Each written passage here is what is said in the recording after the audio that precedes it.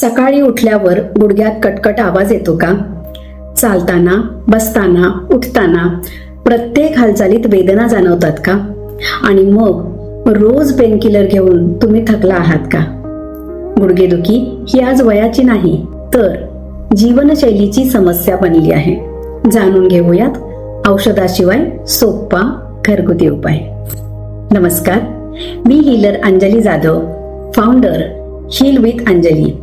या चॅनलवरती तुम्हाला बऱ्याच समस्यांवर औषधविरहित घरगुती उपचार समजून घेता येतील.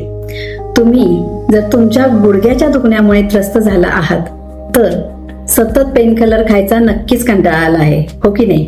तर आज आपण सुजोग थेरपीमध्ये बियांचा वापर करून घरच्या घरी शरीरातील वेदना कशा प्रकारे कमी करू शकतो ते पाहूयात.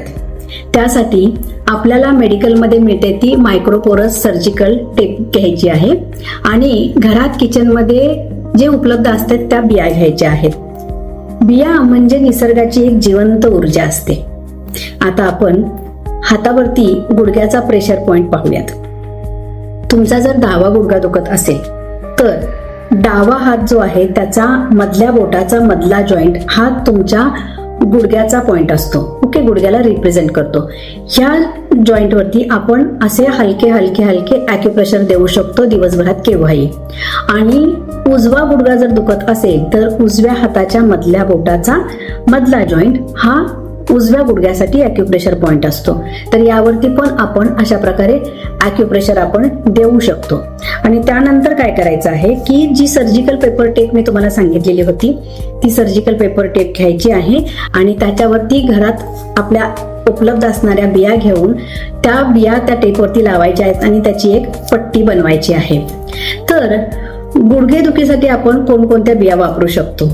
तर आपल्या घराच्या किचनमध्ये सहजपणे उपलब्ध असणाऱ्या पण न भाजलेल्या आणि फ्रीजमध्ये न ठेवलेल्या बिया, जसे की मेथी आहे, त्यानंतर बडीशेप असते पण ती कच्ची असली पाहिजे, ओवा असतो, तीळ असते, मोहरी असते किंवा मूगदाणे असतात.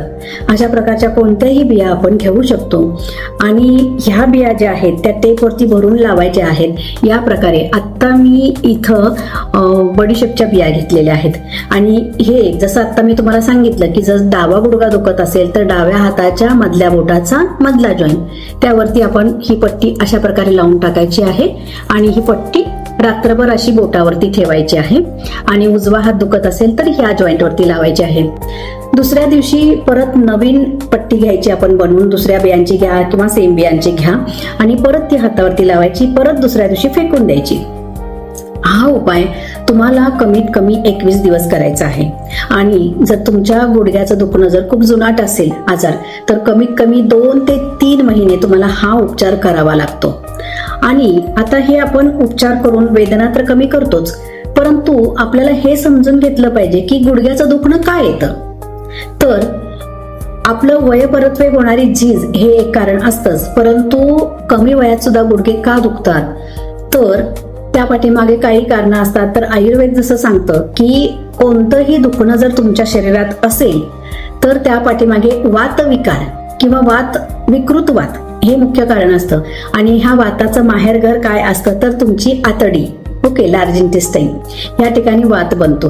म्हणजेच काय तर तुम्ही असा काहीतरी आहार घेत आहात की तो आहार तुमच्या शरीरासाठी योग्य नाही किंवा तुमच्या प्रकृतीला तो सहन होत नाहीये किंवा तुम्ही गरजेपेक्षा जास्त खात आहात किंवा तुम्हाला सूट नसलेल्या गोष्टी खात आहात आणि अशा वेळेला तुमचं जे पोट आहे ते व्यवस्थित साफ होत नाही आणि त्यामुळे त्या ठिकाणी वात निर्माण होतो आणि तो वात शरीरामध्ये सर्वत्र पसरला की तुम्हाला पेन होतं.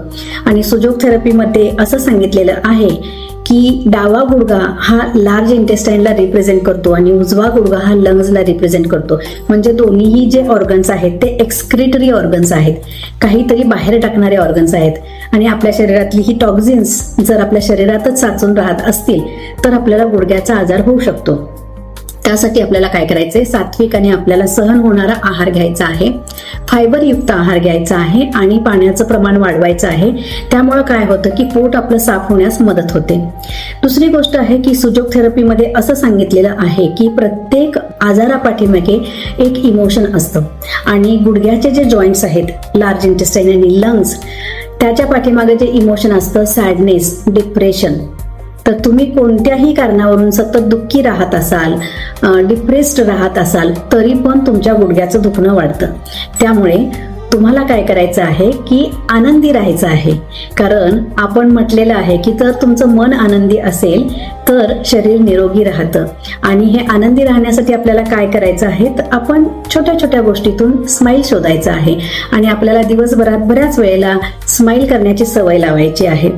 तर आपण सुजोग थेरपीमध्ये ही बियांची थेरपी करायची आहे, बियांच्या पट्ट्या लावायची.